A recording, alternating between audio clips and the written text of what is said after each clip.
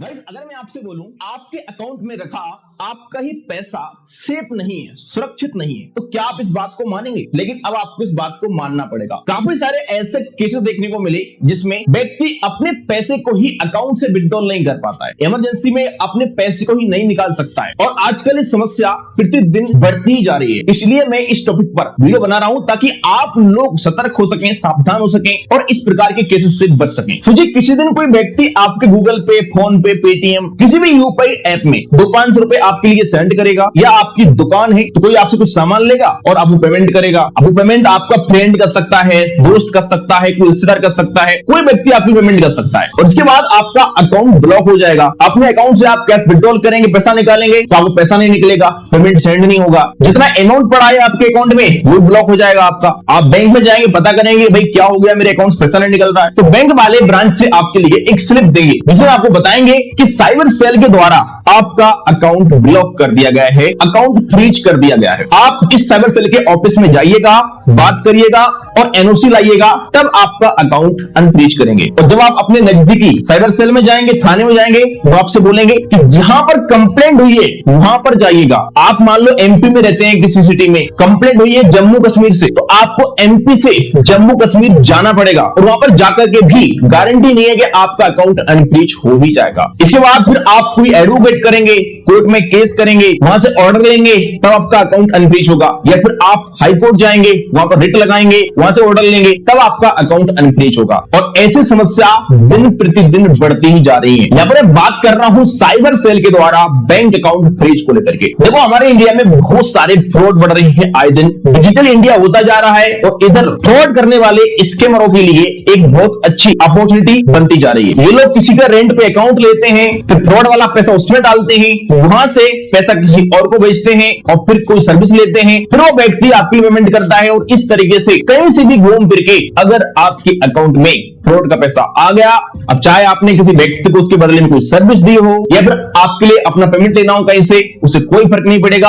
आपके अकाउंट में पेमेंट आया, आपको चाहे 10 रुपए हो, चाहे 50 हो, 1000 हो, 1 लाख हो, आपका पूरा अकाउंट यहां पर ब्लॉक हो जाएगा। और ऐसे केसेस बहुत सारे बढ़ रहे हैं। इंडिया में हर तीसरे व्यक्ति का अकाउंट किसी न किसी कारण से फ्रीज, ब्लॉक या फिर होल्ड पड़ा हुआ है। तो जब एक बार अकाउंट अगर ब्लॉक हो गया तो सारा आपका जो पैसा था वो भी होल्ड हो जाता है, आप पैसा विड्रॉल नहीं कर पाते हैं, और ऐसे में आपको बड़ी समस्या का सामना करना पड़ता है। अब आप बोलेंगे प्रॉब्लम तो आपने बता दी, इससे बच कैसे सकते हैं? देखो इसका बचने का एकमात्र उपाय है कि मल्टीपल अकाउंट इस्तेमाल करो। अगर आप एक ही अकाउंट में पैसा रखते हैं अपना सारा, उसी से आपकी ईएमआई जाती है, उसी से बच्चों की फीस पे करते हैं, उसी से खर्चे करते हैं, उसी से इन्वेस्टमेंट करते हैं, तो आप बहुत बुरी स्थिति में हैं। किसी दिन आप बुरे फंसोगे, यहाँ पर आप फिर समझ भी नहीं पाओगे कि भाई अब मुझे करना क्या चाहिए, क्योंकि आपका सारा पैसा होल्ड हो जाएगा।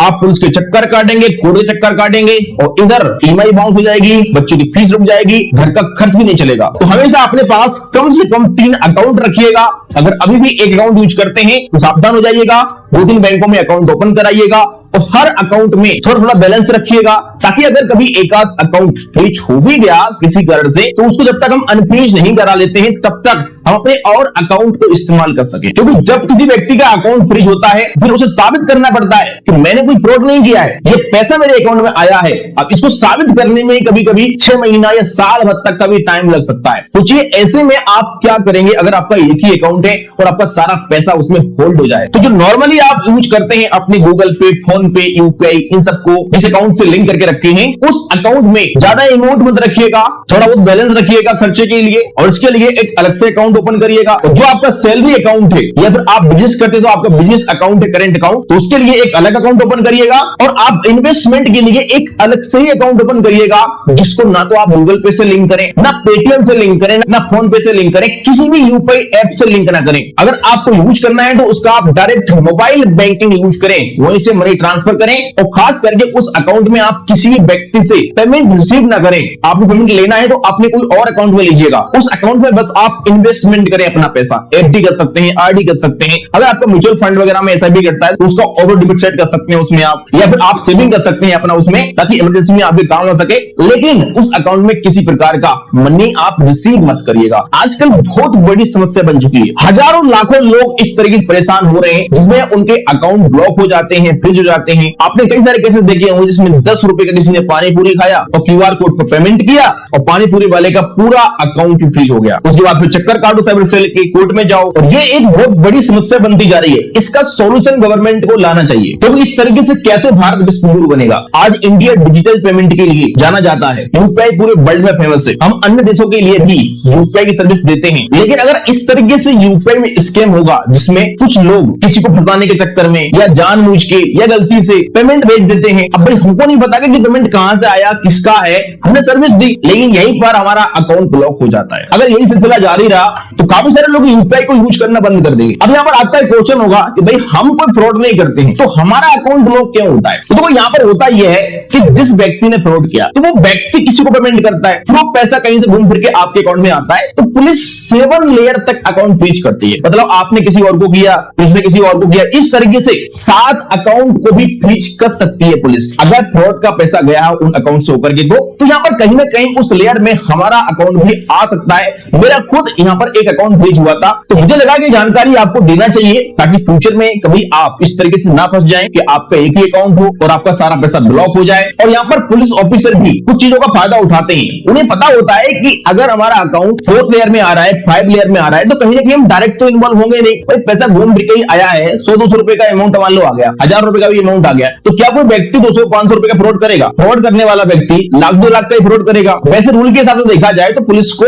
जितना अमाउंट आया है किसी व्यक्ति के अकाउंट में फ्रॉड का, उतना अमाउंट फ्रीज करना चाहिए। लेकिन यहाँ पर पुलिस जानबूझ के पूरे अकाउंट को ही ब्लॉक करती है ताकि आप परेशान हो, फिर आप साइबर सेल के ऑफिस में आए, वहां पर फिर आपसे बातचीत करी जाएगी, आपको डराया जाएगा, धमकाया जाएगा, फिर जेब गरम कराई जाएगी, तब जाके आपका अकाउंट अनफ्रीज होगा। और ये सच्चाई है आज की। मैक्सिमम केसेस में अकाउंट अनफ्रीज कराने के लिए वही सब करना पड़ता है जो आप सोच रहे हैं। और इस बात को पुलिस अच्छे से जानती है कि किसी व्यक्ति के अकाउंट में अगर 100-200 रुपए आ गया तो उस व्यक्ति ने फ्रॉड नहीं किया है। हो सकता है कि अमाउंट फ्रॉड का हो, कहीं से आ गया हो घूम फिर के, लेकिन डायरेक्ट व्यक्ति इन्वॉल्व नहीं होगा इस केस में। और जब तक पुलिस उस व्यक्ति के अकाउंट को फ्रीज नहीं करेगी पूरे को, तब तक व्यक्ति साइबर सेल के ऑफिस में आएगा नहीं। इसलिए मैक्सिमम केसेस में ये सब काम जानबूझ के किए जाते हैं। तो मुझे लगा कि जानकारी आपको देना चाहिए ताकि आप सावधान हो सकें, सतर्क हो सकें और अपने अकाउंट में आप किसी भी फालतू व्यक्ति से मनी रिसीव ना करें। अच्छे से अपने अकाउंट को इस्तेमाल करें। आजकल जमाना बहुत खराब चल रहा है, पता नहीं भाई कौन दुश्मन आपके अकाउंट में 500 रुपए डाल दे और कंप्लेंट करा दे, उसके बाद आपका अकाउंट ब्लॉक हो जाए, फिर आप चक्कर काटने कोर्ट कचहरी के, पुलिस के। इसलिए अपना एक इन्वेस्टमेंट का